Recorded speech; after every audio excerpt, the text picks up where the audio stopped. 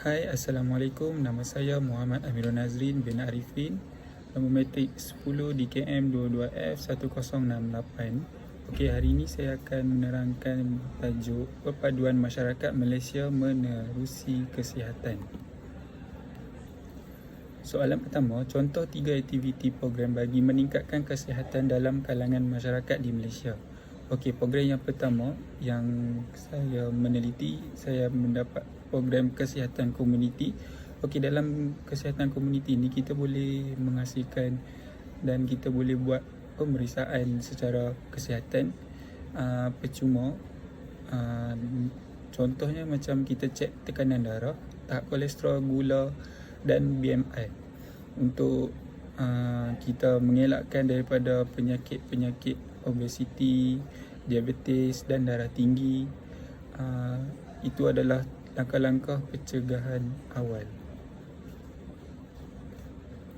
Program yang kedua, kita dapat kempen gaya hidup sihat.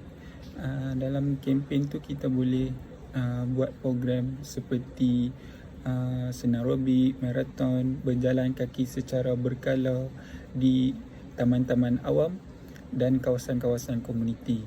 Dan selain pada tu kita boleh buat program pemakanan sihat. Contohnya kita makan makanan-makanan yang berkhasiat dan makanan-makanan yang seimbang untuk mengurangkan risiko penyakit berkaitan dengan pemakanan.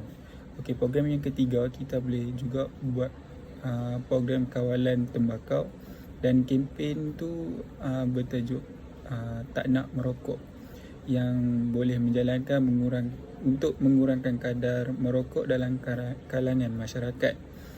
Dan dalam kalangan tu juga kita boleh melibatkan orang-orang di kawasan-kawasan rumah seperti warga emas ataupun budak-budak yang baru lepasan sekolah ataupun yang masih sekolah.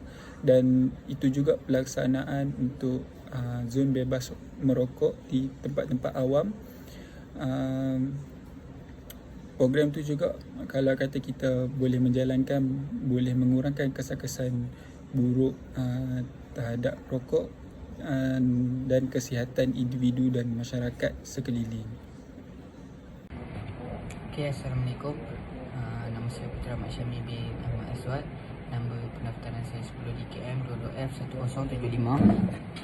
Okay, kali ini saya akan terangkan bagaimana aktiviti atau program kesihatan tersebut boleh mengeratkan hubungan perpaduan antara kaum. Yang pertama, menyatukan pelbagai kaum melalui penyertaan bersama. Contoh, kita boleh mengadakan program seperti kempen gaya hidup sihat atau senam aerobik di taman awam, mengundang penyertaan dari pelbagai kaum tanpa mengira latar belakang etnik atau agama. Ketika individu dari pelbagai kaum berkumpul untuk ujian yang sama, ia mencetuskan peluang interaksi dan perbualan yang lebih erat, mengurangkan jurang perbezaan serta memupuk rasa hormat antara satu sama lain. Yang kedua, menggalakkan kerjasama dan sokongan. Dalam program seperti program kesihatan komuniti, peserta boleh membantu satu sama lain ketika menyertai aktiviti.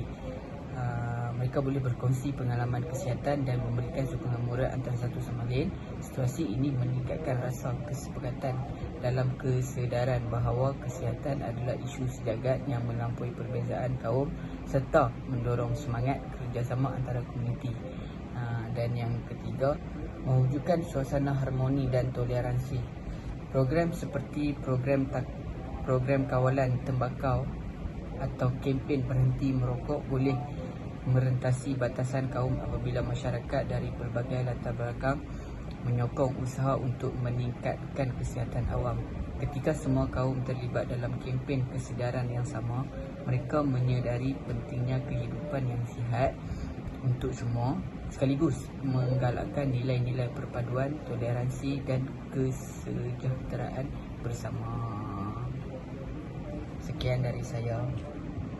Assalamualaikum warahmatullahi wabarakatuh. Nama saya Muhammad Aiman bin Abdullah. Nombor metrik 10 DKM 22F1073. Okey, 3 peranan pelajar dalam usaha menangani masalah pengabaian kebersihan dan penjagaan kesihatan di Politeknik. Nombor 1, menggambarkan kebersihan diri dan persekitaran, pelajar boleh memainkan peranan utama dengan memastikan kebersihan diri dan persekitaran mereka sentiasa dijaga. Contohnya, pelajar boleh membuang sampah di tempat yang disediakan, menjaga kebersihan, tandas dan tidak mencemarkan kawasan umum seperti kantin dan bilik belajar. Tindakan ini menunjukkan kesedaran terhadap pentingnya kebersihan serta memberi contoh positif kepada rakan-rakan yang lain. Poin yang kedua, menyertai dan menganjurkan program kesedaran. Pelajar boleh aktif menyertai atau menganjurkan program berkaitan kesihatan dan kebersihan di politeknik seperti kempen kebersihan, gotong royong atau seminar kesihatan.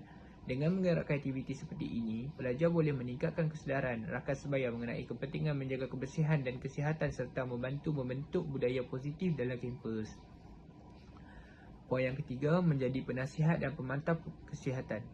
Pelajar juga boleh memainkan peranan sebagai rakan pengawas kebersihan dan kesihatan dengan melaporkan masalah kebersihan atau amalan tidak sihat pada pihak pengurusan atau unit kesihatan politeknik. Selain itu, mereka boleh memberi nasihat kepada rakan-rakan yang mungkin kurang sedar tentang amalan penjagaan kesihatan yang baik seperti makanan seimbang dan senaman sikap. Ini membantu menciptakan persekitaran yang lebih bersih dan sihat di kalangan komuniti kampus. Dengan memainkan peranan-peranan ini, pelajar dapat membantu membentuk budaya kebersihan dan kesihatan yang lebih baik di politeknik sekaligus menyumbang kepada kesejahteraan semua. Sekian daripada saya. Assalamualaikum warahmatullahi wabarakatuh. Nama saya Muhammad Syarul Nazmi bin Syaril. Nombor matrik saya 10 DKM 22F1054. Saya akan bentangkan tentang 3 tindakan pencegahan yang perlu dilakukan oleh pihak politeknik apabila berlaku penularan penyakit berjangkit dan berbahaya dalam kalangan pelajar. Isi yang pertama adalah pengasingan dan rawatan segera. Pihak politeknik perlu segera mengenal pasti pelajar yang dijangkiti dan mengambil tindakan untuk mengasingkan mereka daripada pelajar lain. Ini boleh dilakukan dengan menyediakan bilik kuarantin khas atau mengarahkan pelajar yang dijangkiti untuk mendapatkan rawatan di rumah ataupun hospital. Langkah ini penting untuk mengelakkan penyebaran penyakit kepada pelajar lain. Yang kedua ialah pelaksanaan saringan kesihatan dan penutupan sementara. Pihak politeknik boleh menjalankan saringan kesihatan berkala untuk mengesan gejala awal dalam kalangan pelajar dan kaki tangan. Jika penularan penyakit serius, pihak pengurusan juga boleh mempertimbangkan penutupan sementara kampus atau menangguhkan sesi kuliah secara fizikal dan mengubah mod pembelajaran ke kelas online. Isi yang ketiga ialah kempen kesedaran dan pendidikan kesihatan. Pihak politeknik perlu menjalankan kempen kesedaran mengenai langkah-langkah pencegahan penyakit berjangkit. Ini termaksud mendidik pelajar mengenai kepentingan amalan kebersihan yang baik seperti mencuci tangan dengan kerap, memakai pelitup muka, menjaga jarak sosial dan mendapatkan vaksinasi jika ada. Pihak politeknik juga boleh menyediakan sanitasi tangan dan mewajibkan langkah-langkah pencegahan di seluruh kampus. Kesimpulannya, perpaduan masyarakat Malaysia dalam aspek kesihatan memainkan peranan penting dalam membina sebuah negara yang sihat dan sejahtera. Melalui program kesihatan yang melibatkan pelbagai kaum seperti kempen gaya hidup sihat, program kesihatan komuniti dan usaha kawalan tembakau, masyarakat dapat berinteraksi, bekerjasama dan saling menyokong tanpa mengira latar belakang. Perpaduan ini bukan sahaja membantu dalam mengatasi masalah kesihatan tetapi juga mengukuhkan keharmonian sosial di mana setiap individu menyedari pentingnya menjaga kesejahteraan bersama. Perpaduan melalui kesihatan memupuk nilai toleransi, kebersamaan dan tanggungjawab kolektif dalam kalangan rakyat Malaysia. Itu sahaja daripada kumpulan kami. Terima kasih.